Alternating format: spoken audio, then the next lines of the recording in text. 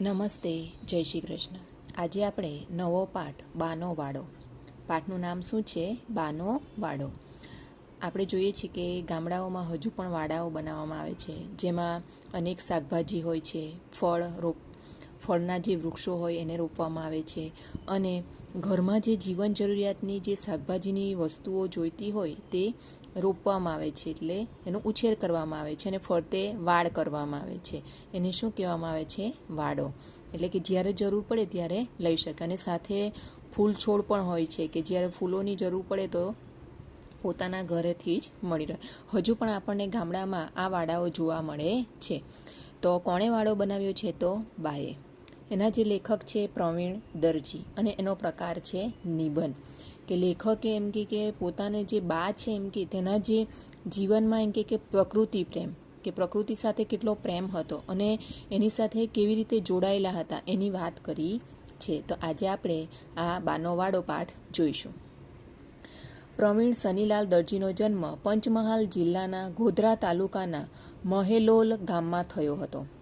કવિતા, નિબંધ, વિવેચન, ચરિત્ર, અનુવાદ, સંપાદન, બાળ સાહિત્ય એમ વિવિધ સ્વરૂપોમાં તેમનું અર્પણ રહ્યું છે. લીલાપર્ણ, ઘાસના ફૂલ, વેણુરવ, ગાતા ઝરણા અને પંચમ વગેરે લલિત નિબંધના તેમના સંગ્રહો છે. એટલે આપણે આ લેખક પરિચય જોયો. હવે આપણે જોઈએ કે આપણો જે પાઠ છે એ ગાતા ઝરણા સંગ્રહમાંથી લેવામાં આવેલ છે.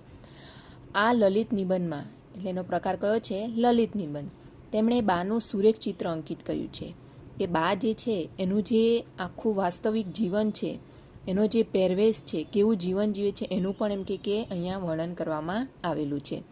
સાથે વાડો પણ તેમની વિશિષ્ટ ગદ્ય શૈલીને કારણે એકદમ જીવંત બની રહ્યો છે. અને સાથે કોનું વર્ણન કરેલું છે? વાડો, કે જે બાએ બનાવેલો છે પોતાના હાથે. અને જ્યારે આપણે એમ કે આ પાઠ શીખીશું તો ખરેખર આપણે વાડામાં ફરતા હોય અને વાડામાંની જે વસ્તુઓ તોડતા હોય એવો આપણને અનુભવ થશે. ભારતીય જનજીવનમાં પ્રકૃતિ પ્રેમ સહજ રીતે વણાઈ ગયો છે. કે આપણું જે ભારતીય જનજીવન છે, ભારત દેશમાં ગામડામાં જે રહેતા લોકો છે એ ખરેખર આનંદભર્યું અને સુખમય જીવન જીવે છે. અને જે પ્રકૃતિ સાથે એમનો જે તાલમેલ છે એ ખરેખર એમ કે આપણને ગમે છે એમ કે. અને જે પ્રકૃતિ સાથે એમની જે વાર્તાલાપો અને એનું જે જતન કરે છે એની આ પાઠમાંથી આપણને જોવા મળશે. તો આપણે પાઠ શરૂ કરીએ. બાને હવે 75 થયા. બાને હવે 75 થયા એટલે કે બા છે એના કેટલા વર્ષના છે? 75 વર્ષના છે. છતાં બા 75ની લાગે નહીં. શું કહે છે? કે બાને 75 વર્ષ થવા આવ્યા પણ બા 75 વર્ષની છે એમ લાગે નહીં. એટલે એમનું શરીર એટલું સારું હતું.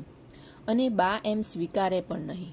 કે બા પોતે એમ પણ નહીં સ્વીકારે કે હું ખૂબ ઉંમરવાળી થઈ ગઈ છું, મારાથી કામ નહીં થાય, એવું એમ કે બા સ્વીકારતા નથી.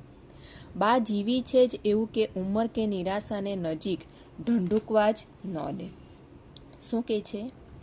કે એવું જીવન જીવ્યા છે કે એમના જીવનમાં કોઈ દિવસ ઉંમર અને નિરાશા જોવા મળી નથી. ઢંઢૂકવા જ ન દે એટલે કે પાસે આવવા જ ન દે. નિરાશાના તો વિચારો આવે જ નહીં. અને ઉંમરને લઈને આપણે જોઈએ ને કે મારી તો બહુ ઉંમર થઈ ગઈ, મારાથી આ કામ ન થાય, તે એવો એમ કે કોઈ દિવસ એમના જીવનમાં પ્રશ્ન આવ્યો નથી. નિરંતર ઉદ્યોગ એટલે બા. શું કહે છે? કે નિરંતર ઉદ્યોગ એટલે બા. એટલે કે હંમેશા કંઈક ને કંઈક કામ કર્યા કરે એમ કે. એટલે શું કહે છે? નિરંતર ઉદ્યોગ એટલે હંમેશા કંઈક ને કંઈક ચાલુ જ કામ, કે શાંતિથી સૂવાનું બેસવાનું એવું નહીં. જેટલું કામ થાય તેટલું બા કરે છે. બા માટે એક જ શબ્દ વાપરવાનો હોય તો કહું. કે બા માટે જો કોઈ શબ્દ વાપરવાનો હોય તો કહું જાજરમાન બા. જાજરમાન એટલે કે ભવ્ય, પ્રભાવશાળી. કે જોઈ એટલે જ આપણને એમ થાય કે નહીં, ખરેખર આ બાનું જીવન એટલે. હવે એમનું વર્ણન કરેલું છે. નીચી બેઠી ડડીની, મજબૂત બાંધાની. કે હાઇટમાં થોડા નીચા છે અને મજબૂત બાંધાના છે. આજે પણ એવી જ દમદાર લાગે છે. કે આજે પણ એમ જાણે યુવાન હોય એવા લાગે છે. થાય છે બાનો જીવન રસ કયો. કોઈક મને વિચાર આવે છે કે બા કેવું જીવન જીવતા હશે. કયા મૂળિયામાંથી પોષણ મેળવતી તે આજે પણ કાળની તાડકી છાંયડી વચ્ચે પ્રસન્ન અને ઉદ્યમી રહી શકી હશે.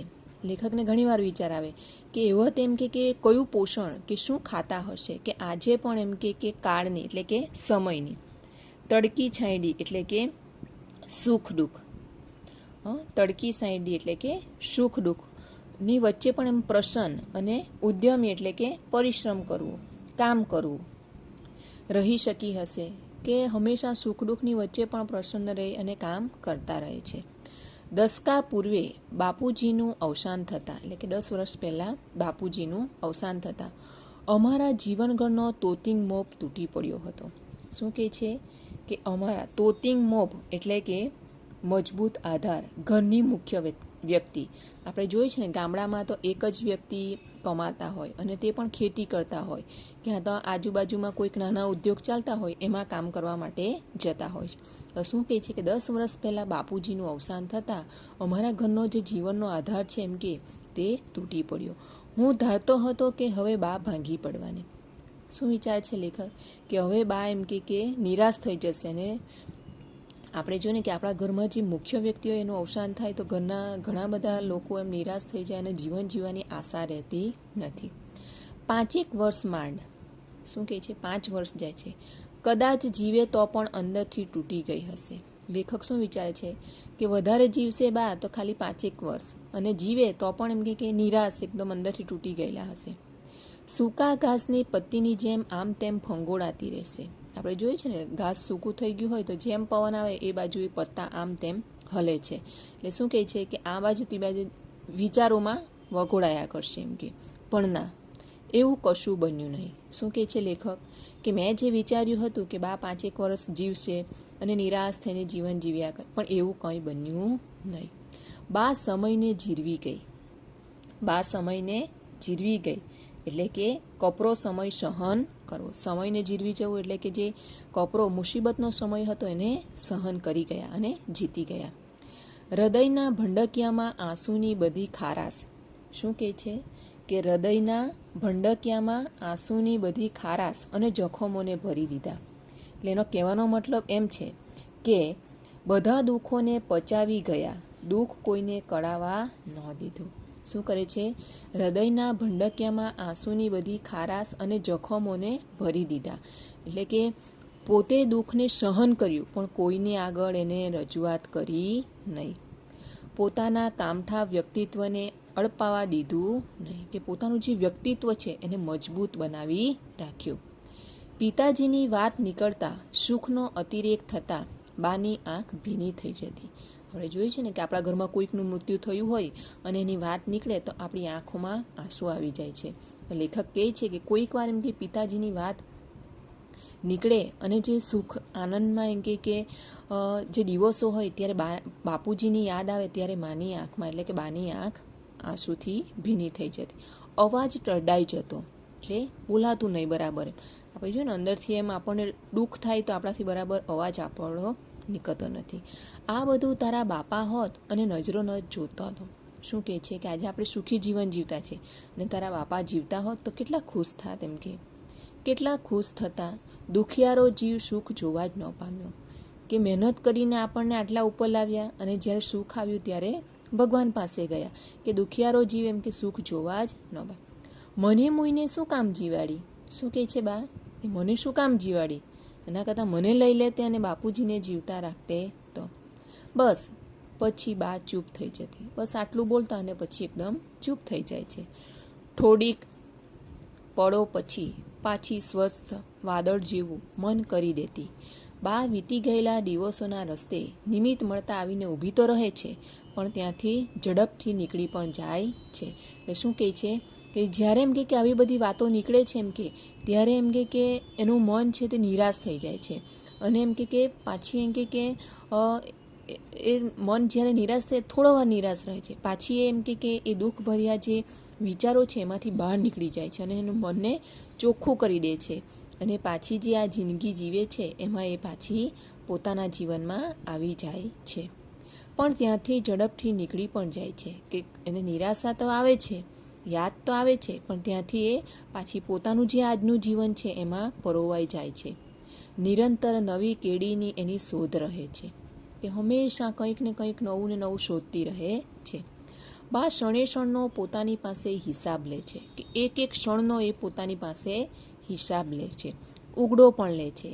ઉગડો એટલે કે આ આપણે જોઈએ ને કે આપણા ઘરમાં પણ એમ કે કોઈક એવું વ્યક્તિ હોય ને કે આપણે કંઈક પૈસા વાપરવા માટે આપ્યા હોય તો એનો પાયનો હિસાબ લે. તેમ બા પણ એમ કે નાની નાની વસ્તુનો એમ કે હિસાબ લેતા, અને જો એમ કે એમાં હિસાબ નહીં બેસે તો ઉગડો પણ લઈ કહેતા. એટલે કે વાતચીતમાં લેખકોને લઈ કાઢતા કે તમે શું કર્યું. આમ બીજા કરે કે ન કરે એ એનું કામ કરીએ જ જાય.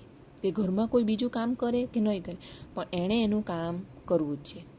કર્મ અને ધર્મ તેણે એક કરી મૂક્યા છે. કર્મ પણ એટલું જ કરે છે અને ધર્મનું કાર્ય પણ એટલું જ કરે છે. તો આજે આપણે અહીંયા સુધી પાઠ જોઈશું. અસ્તુ.